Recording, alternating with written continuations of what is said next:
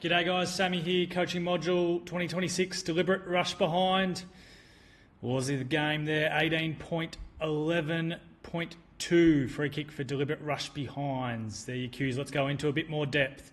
So looking at criteria number 1, a player cannot rush a behind if they are outside the top of the kickoff line, 9 metres and its extensions to the behind post.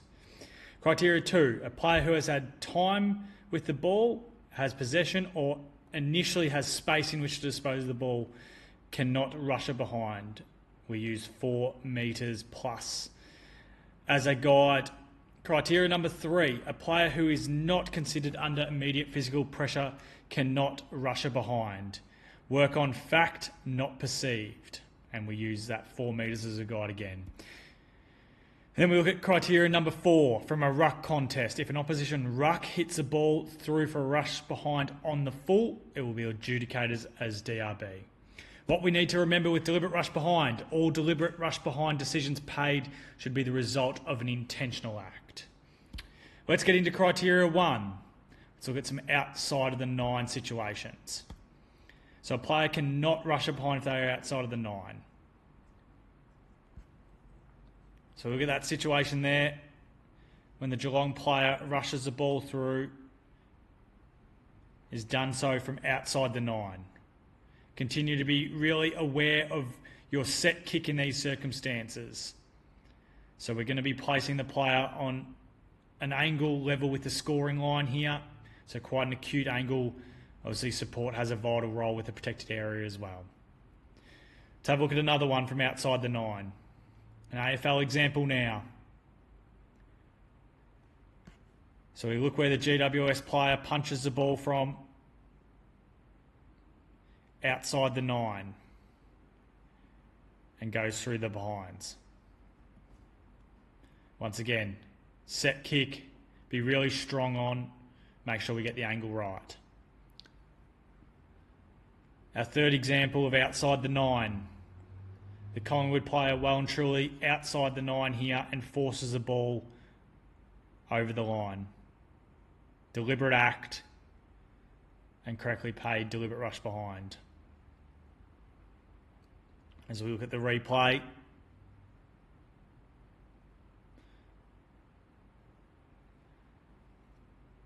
and then one more outside the 9. So a deliberate act, defender kicks a ball off the ground from outside the 9 through to the goals, and we set it up straight in front. So what we want to get across with this example, if you have any doubt around where the ball is punched from, whether it's inside the 9 or outside the 9, based off that, you might think it's right on the line. What we want you to get at in these circumstances is that if there is any doubt whether the ball was hit from inside or outside the 9, then we go to all clear one behind. So that's your criteria 1. Criteria 2, player who has had time with the ball, has possession or initially has space in which to dispose of the ball cannot rush a behind. So have a look at our first example. So the Geelong player has time and space with the ball in this example. So takes possession outside the 9 and proceeds to have time and space with the ball. So just to be really clear, this action at the end here, we do not consider forcing the player over the line. So this contact here is not forcing that player over the line, has had time and or space with the ball and rushes the ball through for a behind. So deliberate rush behind in this example. Let's have a look at an example from down at Frankston.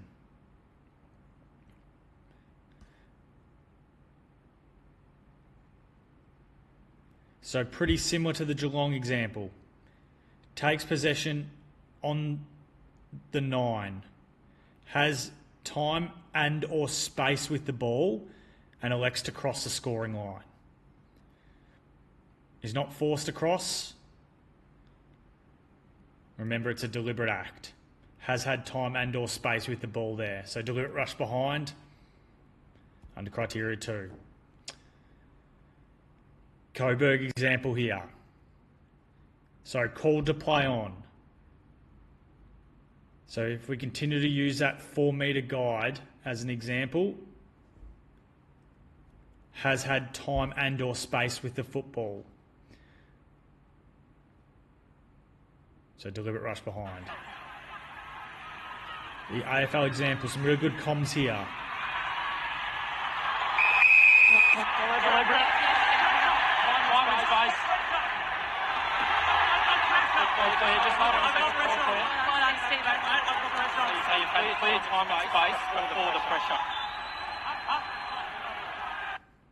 So really well explained there. So the Sydney player has time and space with the ball prior to going over the scoring line. So deliberate rush behind there. Bit of a tighter example here.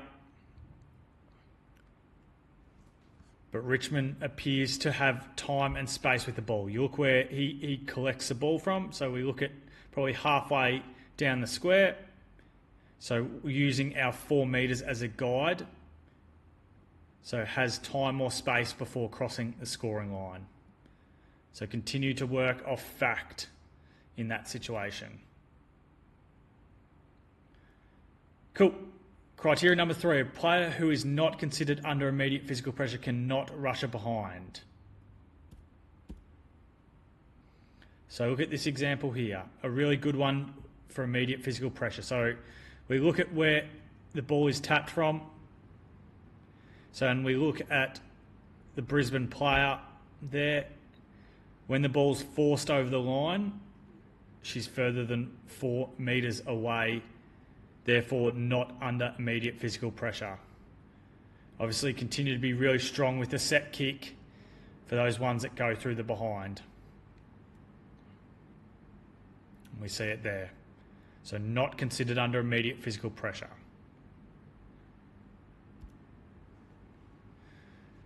So our next example. So handballed across the face of goal and then punched through. So we look at where the nearest players are in this circumstance. So the Port Adelaide player punches the ball through the goals, and we look at the nearest player is further than 4 metres away and is not considered under immediate physical pressure.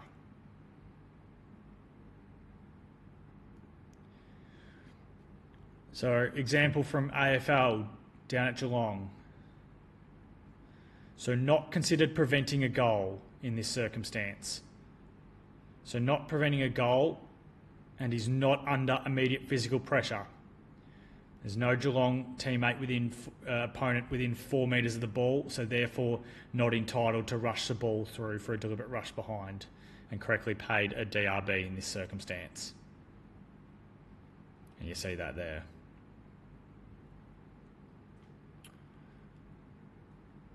So once again, really good one around the Collingwood attacker stopping at the kickoff line there. So once again, we use our 4 metres as a guide. We know that the goal square is about 9 metres, so you're working back. And with that Collingwood defender stopping, Williamstown is not under immediate physical pressure, therefore cannot rush the ball through. Good screenshot there. Let's have a look at some all-clear examples where it is permitted for them to rush a ball through under immediate physical pressure. So we have a look. In this edit, the Richmond player has numerous Brisbane players around him under that 4 metre guide, is permitted to rush the ball through for a behind. Similar in this example here. So the Bulldogs player is under immediate physical pressure from 36 and 9, both under that 4 metre guide that we use, therefore permitted to rush the ball through for a behind. All right, quite easy one. Can be hard in the moment, but we understand what we're looking for. So criteria 4, from a ruck contest, an opposition ruck hits the ball through for a rush behind on the full adjudicator's DRB. Show you some examples for all clear for a behind. So in these examples, the defender is trying to prevent a goal from being scored, and the action undertaken is the only one available under the circumstances. That's what I want you to remember when looking at these examples. So in this situation, the GWS defender is clearly attempting to prevent a goal from being scored, even though not under immediate physical pressure. And we deem in that situation that was his only option. So that's permissible in this situation. Something about GWS, another clip here. So quite clearly trying to prevent a goal, and in doing so, that action was the only one available to him. Therefore, he's quite clearly trying to prevent a goal from being scored. So all clear for one behind. And you see that in the screenshot there. AFL example. So quite similar to the GWS setup, that the Fremantle player there only has one option, trying to prevent the goal. And that's what he does. This is permissible, all clear for one behind. So continue to remember around deliberate rush behind being an intentional act. So a couple weird situations where we deem that the defender has not committed an intentional act here to rush the behind.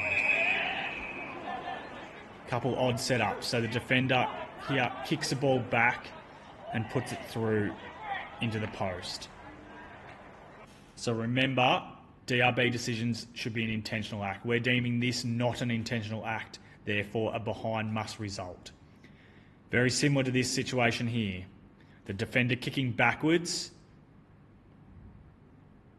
not an intentional act into the post.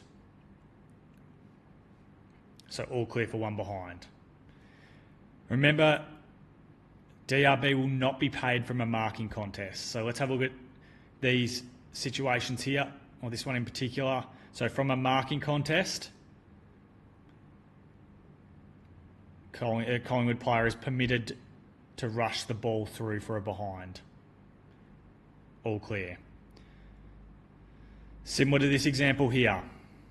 From a marking contest, Carlton is permitted to rush the ball through for a behind. So all clear there. So remember, an important part, we referenced it throughout this module, is our skill execution.